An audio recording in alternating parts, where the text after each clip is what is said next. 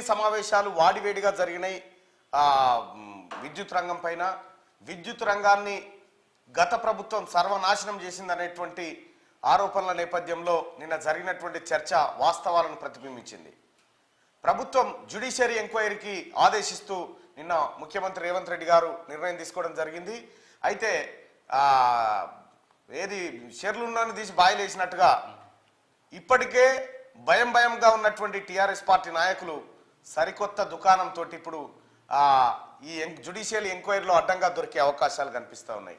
India bulls company దగ్గర నుంచి కొన్నటువంటి ఆ పాత తరం వస్తువులను ఏదైతే ఉందో వాటిపైన కూడా విచారణ జరపాలని మంత్రి కోమటిరెడ్డి వెంకటరెడ్డి గారు డిమాండ్ చేయడం జరిగింది. మొత్తానికి నిన్న అసెంబ్లీ సమావేశాలు చాలా హాట్గా స్టార్ట్ అయ్యి అంతే హాట్గా ముగిసినాయి. మొత్తానికి అసెంబ్లీ సమావేశాలు నిన్నటితో ముగిసిపోయినాయి. ఇక అసలు విషయం ఏంటంటే అక్బరుద్దీన్ ఓవైసీ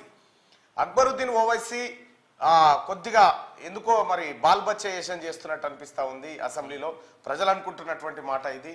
అతని వ్యవహార శైలిలో ఏదో మొత్తం సభలో నన్ను మించిన పోతు మనగాడు లేడనేటువంటి యాంగిల్లో అతను మాట్లాడుతున్నట్టుగా అనిపిస్తూ ఉంది. నేను ఏది మొత్తం చిన్నపిల్లల పరాశకం లెక్క తమాషా చేస్తున్నట్టుగా అనిపించింది. ఈ తమాషా అందరు చూస్తున్నారు. ఆయన గడికి లేచేమంటాడు, నేను ముసల్మాన్ నుంచి వచ్చిన ముసల్మాన్ అంటే మొత్తం తెలంగాణ రాష్ట్రంలో ఉన్న ప్రతి ముసల్మాన్కు నువ్వు ఎమ్మెల్యే కాదు అక్బరుద్దీన్ ఓవైసీ. నీవు కేవలం నీకు ఓట్లు వేసినటువంటి వాళ్ళకే, నీకు హిందువులు కూడా ఓట్లు వేసారు కదా అని అడుగుతున్నాడు కదా రేవంత్ రెడ్డి గారు. జూబ్లీ హిల్స్ లో ముసల్మాన్నే పెట్టినాం కదా. జూబ్లీ హిల్స్ లో Congress party veteran cricketer Hazaruddin ను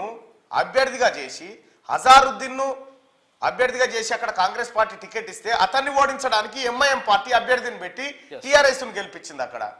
అంటే దీన్ని బట్టి మొత్తం ముసల్మాన్లందరికీ టేకేదార్ లెక్క, ఈయన గుత్తేదార్ లెక్క మాట్లాడుతూ ఉన్నాడు అక్బరుద్దీన్ ఓవైసీ.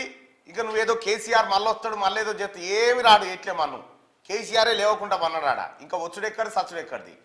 కాబట్టి నువ్వు ఎట్టి పరిస్థితిలో ఆయనని ఏదో మాయ చేస్తా, సభను తప్పుదో పట్టిస్తా, నేను నా నోరు పెద్దగా ఉందని అనుకుంటున్నావు. కానీ యువతలో కూడా నోరు పెద్దగానే ఉంటుంది. కాకపోతే ప్రజాస్వామ్యయుతంగా సభను నడపాలని చూసిరా తెలంగాణ ప్రజలారా. టీఆర్ఎస్ పరిపాలనలో అసెంబ్లీ ఎట్లా నడిచింది, ఇప్పుడు ఎట్లా నడుస్తూ ఉంది. కనీసం ప్రతిపక్షాలన్న మాట్లాడిచ్చిరా. ఇవాళ కాంగ్రెస్ పార్టీ అధికారంలో ఉంది కాబట్టి గౌరవ స్పీకర్ గారు అందరికీ విపక్షాలకు కూడా సమానమైన అవకాశాలు ఇస్తా ఉన్నాడు కాబట్టి సభలో ఇవాళ మీరు మాట్లాడగలుగుతారు. లేకపోతే ఎక్కడిది కేసీఆర్ లెక్క ఉంటేనో కేటీ రామారావు లెక్క ఉంటేనో నడవకపోతుండే కథ.